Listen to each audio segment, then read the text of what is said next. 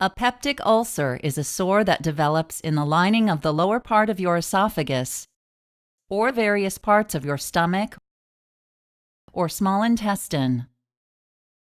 A peptic ulcer in your esophagus is called an esophageal ulcer. In your stomach, it is called a gastric ulcer.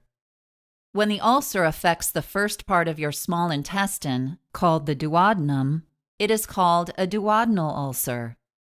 When you eat, your stomach produces highly acidic digestive juices, also known as stomach acid, to help break down food. Then, the food passes into your duodenum for further digestion and subsequent absorption into the bloodstream. To protect your organs from the corrosive effects of stomach acid, a layer of mucus coats the lining of your stomach and duodenum. When the protective mucus layer breaks down, stomach acid can seep into the lining of your stomach or duodenum and cause an ulcer. Most peptic ulcers are caused by the bacteria Helicobacter pylori, also known as H. pylori. Scientists think these bacteria may enter your body through contaminated food or water, or through close contact with an infected person. Once inside your body, they lodge in the mucus layer of your stomach or duodenum.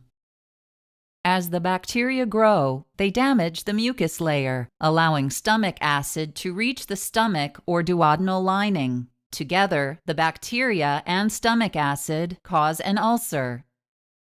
Some peptic ulcers are linked to heavy usage of nonsteroidal anti-inflammatory drugs, also known as NSAIDs, including aspirin and ibuprofen.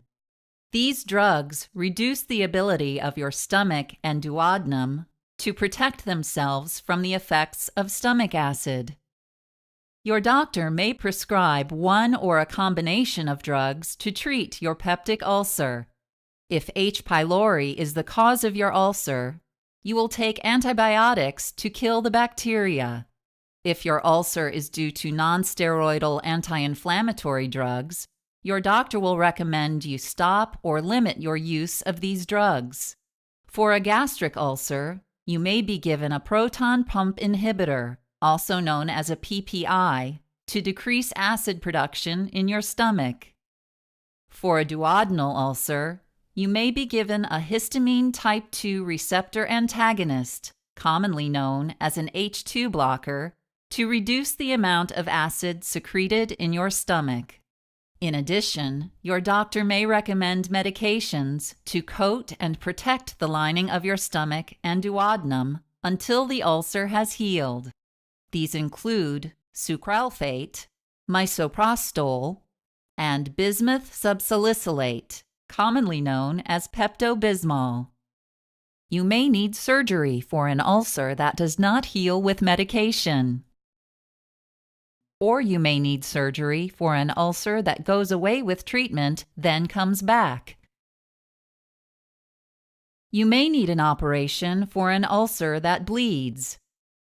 If your ulcer breaks through or perforates the wall of your stomach or duodenum, you may need surgery to repair the damage.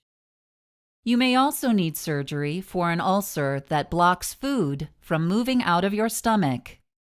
If you have one or more of these complications, your doctor may recommend one of the following 3 surgical procedures: a vagotomy, an antrectomy, or a pyloroplasty. In a vagotomy, your surgeon will cut part of your vagus nerve. Through this nerve, your brain tells your stomach to release acid. After your surgeon cuts the nerve, your stomach will secrete less acid. In an antrectomy, your surgeon will remove the lower part of your stomach, which is called the antrum. The antrum signals your stomach to release acid.